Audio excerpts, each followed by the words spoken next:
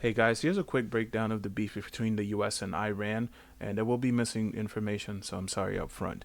But before World War II, oil was discovered in Iran, and by the British, actually. So at this time, Iran had the fourth largest deposit of oil on the planet, with a company created that was called the Anglo-Iranian Company for the Brits and Iran.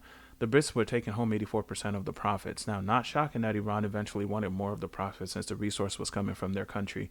So the Shah started making some changes to this, changes that are not good for the Brits.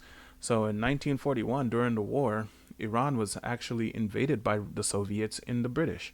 Iran was simply too weak, so they had to just give up. The leader was overthrown and replaced by his own son, who was 25, Mohammad Reza Pahlavi, for their own interest, of course. Now, in 1951, Mohammad Mossadegh was actually elected democratically.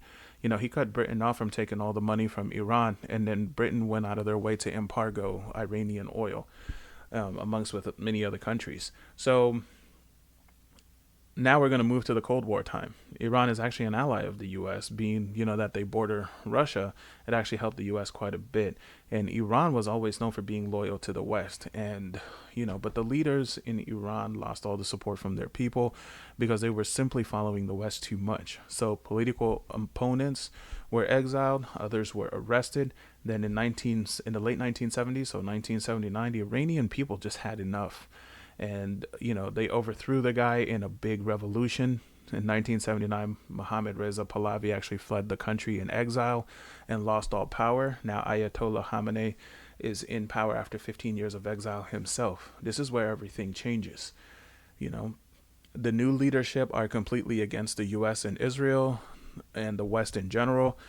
This is the term that kind of changed everything. Overnight, Iran went from a U.S. ally to the biggest enemy. Iran eventually invaded the U.S. embassy and took 52 hostages and would not return them back to the U.S. The U.S. actually did try a military operation to retrieve or rescue those 52 hostages, but it failed tremendously. It was codenamed Operation Eagle Claw. Now, this is the act that the U.S., that, pretty much torn all the ties between the U.S. and Iran and pretty much ended everything. So, long story short, the West and Israel could no longer take advantage of Iran, so they became enemies.